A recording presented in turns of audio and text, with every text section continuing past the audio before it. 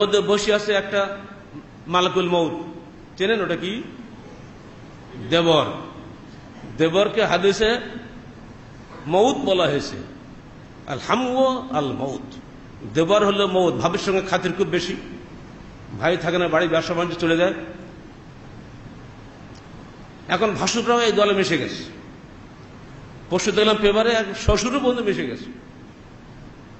এজন্য মেয়েরা বলে কালো চুলের কোনো বিশ্বাস নেই।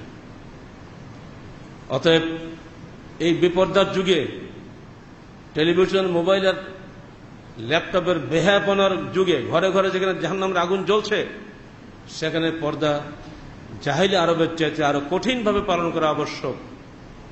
জাহিলি আরবে এরকম নীল দংশনের সুযোগ ছিল না, আকাশ সংস্কৃতির সুযোগ ছিল না। এখন ঘরে বসেই আপনি অনেক কিছু করতে পারেন। অতএব সাবধান। আরেকটা মৌত আছে বাড়ির ঘরের মধ্যে, হালিলাতা জারেক, আপনার প্রতিবেশীর স্ত্রী। প্রায় অধিকাংশ ভাড়া থাকেন, টুইন বিল্ডিং, দরজা খুললে এই পাশ থেকে ওই পাশে রুমে যাওয়া যায়। ও পাশে এক ভাড়াটি, এ পাশে এক ভাড়াটি। ভাড়াটি পুরুষ এক ঘরে নেই, হয়তো গেছে চাকরি বাড়ি কোনো কাজের বাইরে, মহিলা একা আছে।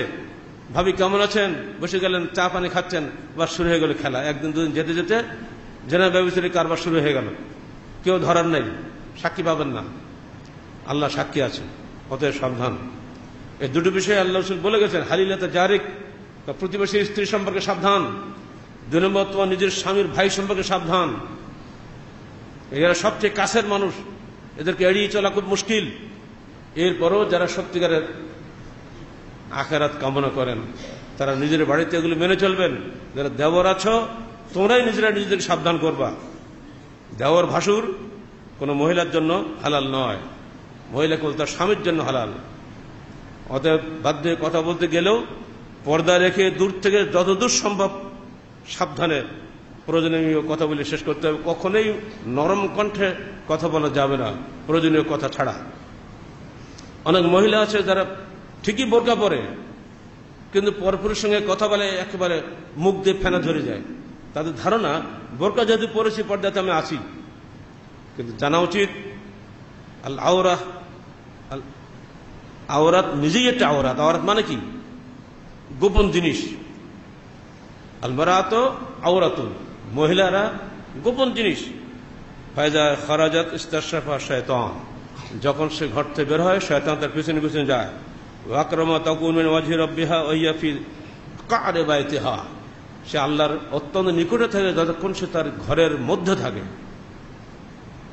ঘরের মধ্যেকার শয়তান দুটি বললাম। আর এই সাথে বাইরে কোথাও খেয়াল রাখবেন, যখন বের হচ্ছেন এটা মনে রাখতে হবে, শয়তান কিন্তু অনেক পিছিয়ে পিছিয়ে আছে। আপনার উঠা বসা চলাফেরা সবকিছু শয়তান দেখে। এই জন্য যত ঢিলা পোশাক পরা যায় তত ভালো। আজকাল মার্কেটে যেসব যারা বোরকা ব্যবসায়ী আছে, এরা এত বদ, বোরকাগুলি বানাচ্ছে সরু সরু, যাতে ওর নিতম্বের দোলানি পিছন ভালকে বোঝা যায়, উত্থান পতন সব টের পাওয়া যায়। আবার বোরকার মধ্যে বেলা কাটিং, কালো বোরকা দুদিকে কালো, মাঝখান থেকে সাদা, পুরাটাই শয়তানি, যাতে মানুষের মধ্যে শয়তানি চিন্তা উদ্রেক হয়। এইসব বোরকা যদি কেউ পরে বা পরানো হয়, যে পরে যদি যারা বানায় ওরাও যারা কবিরা গুনাহগার, যে পরে সব তেমনি কবিরা গুনাহগার। তো যারা বানায় তারাই বেশি কবিরা গুনাহগার, কারণ যে পরে অনেকটা পাগল, বেহুশ। আখিরি জামানায় যত মানুষ ডিগ্রিধারী হচ্ছে, তত পাগলের সংখ্যা বাড়তেছে, হুঁশ খুব কম। কিসে যে কি করলে কি হয়, ওর মাথা কিছু আসে না।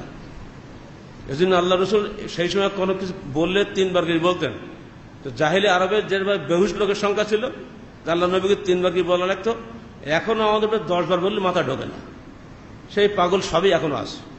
অতএব সাবধান, বেহুশ হবেন না। নিজের পর্দা নিজের কাছে, নারীরা নিজেদের পর্দা নিজেরা রাখবেন, পুরুষরা পর্দা দিয়ে খেয়াল করে কাজ করবেন।